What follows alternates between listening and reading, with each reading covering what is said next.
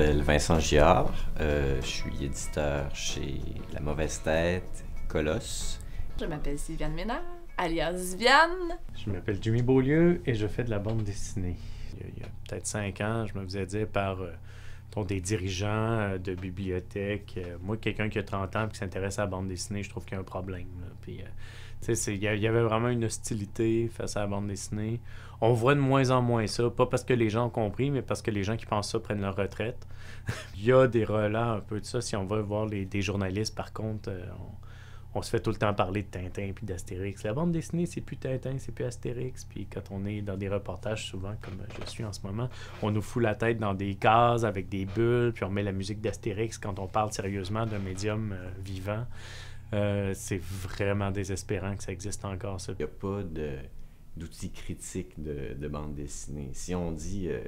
si on parle d'un roman ou d'une pièce de théâtre, mais il va y avoir du monde éduqué qui vont pouvoir dire « OK, oui, ça c'est bon, ça c'est mauvais pour ci, pour ça », d'être capable de vraiment un truc.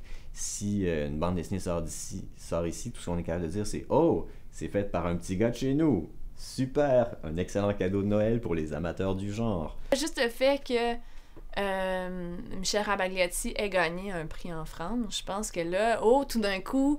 il y a une reconnaissance française, européenne, donc tout d'un coup on a des auteurs intéressants, mais non, on est intéressants depuis le début. Les médias sont les premiers à être super contents de pouvoir parler de « Oh, il y a de la bande dessinée qui se fait ici, c'est intéressant », sans pouvoir explicitement dire pourquoi. Là. Puis là, il y a comme une nouvelle génération dans les bibliothèques, dans les librairies. C'est des gens qui sont un peu plus ouverts d'esprit, ou en tout cas qui ont plus ces préjugés-là, ou cette image-là de rattacher à la bande dessinée, que ça peut juste raconter de l'aventure ou de l'humour ou des trucs un peu potaches. Mais c'est clair que présentement, il y a énormément d'auteurs extrêmement intéressants.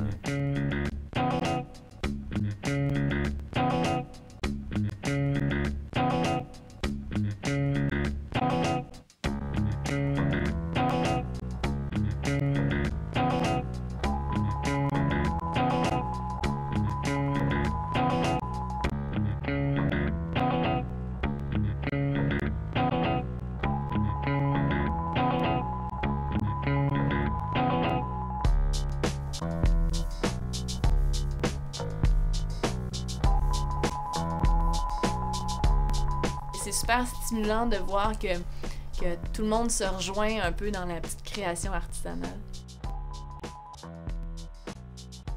Exposine, c'est la foire des publications indépendantes à Montréal. Si vous voulez savoir un peu ce qui se passe au niveau de l'édition alternative à Montréal, c'est vraiment la place à être. C'est un deadline important dans l'année, plus que Noël ou la fête de ta mère. Chacun amène souvent des fanzines qui ont broché la nuit d'avant, ou des trucs qui ont sérigraphié. Tout le monde a des poches en dessous des yeux parce que on va travailler comme des fous pour avoir quelque chose à présenter.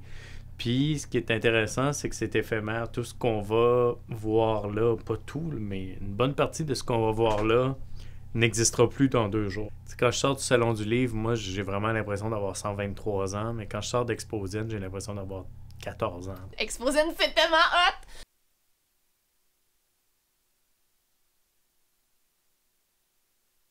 Alors, on a fini par avoir comme idée de faire un journal, de faire le 48 heures. Alors, c'est sur une fin de semaine. Alors, l'idée, c'était d'avoir un journal qui se tient.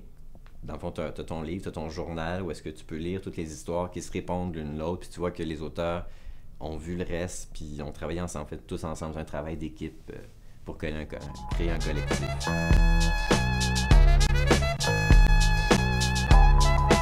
De plus en plus, il y a des maisons d'édition qui ferment, mais il y a des maisons d'édition qui poussent. Il y a plus d'opportunités. Ça a l'air de rien, mais il y a de plus en plus d'échanges avec l'Europe. Puis non, je suis vraiment hyper optimiste par rapport à l'avenir. Si vous vous intéressez pas à la bande dessinée, vous manquez un super bon show. T'sais. Il se passe vraiment quelque chose de très, très chouette.